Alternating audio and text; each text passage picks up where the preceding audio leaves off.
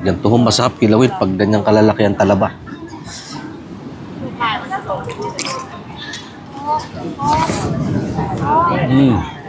Sarap. Ba't kasi kumakain nandiyan ka sa likod na hirapan tuloy?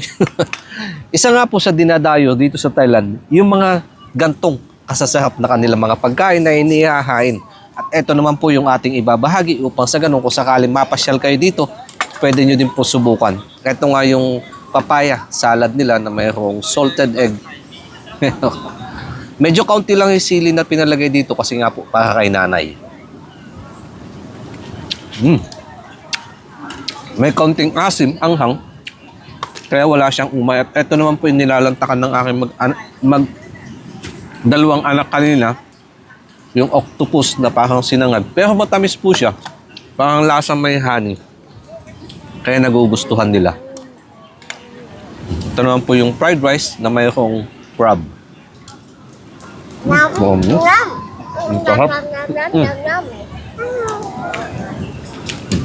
Ito naman po yung sa akin, yung sumtam ko.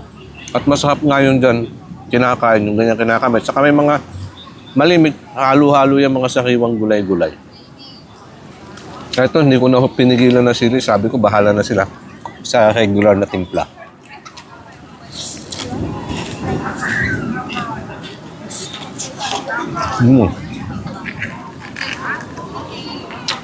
Ang sarap.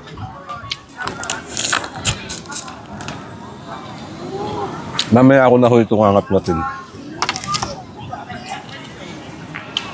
Ito po yung isda na tampal puki. Paborito pong orderin to ni nanay at saka ni ate Kanayon dahil napakasarap. Wala, may kaunti siyang tamis at saka yung sausawan niya mangga. Kaya yung mixture po ng tamis, anghang at saka asim.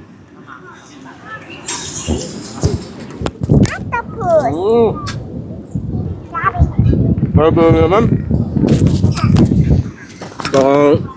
Kung talaga kumarang ito. Talaba. Aywa-saywa, lalaki. At ito po yung controversial na dahon. Dito sa Thailand, ang ipil-ipil, pangkaraniwan na lang. Mas special pa nga po sa kanila ito kaysa sa malunggay.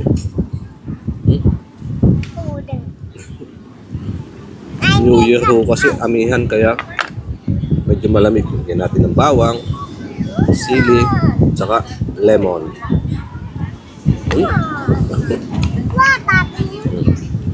Saka bawang. Saan yung spoon ko?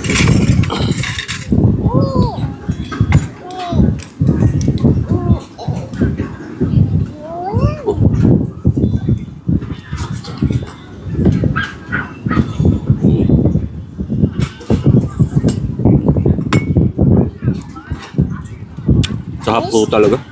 Tamis? Yes, matamis-tamis. Basta sa hiwa. Naku tayo sa sumtap. Sarap na sa bibig. Na mayroong lato-lato. What is lato-lato? Yung mantis shrimp or yung pitik-pitik naman ho, kung tawagin yata sa atin, hindi lang ako sure. Patingnan nyo po yung laman loob. Taba, naglalabasan na yung kanyang mga itlog.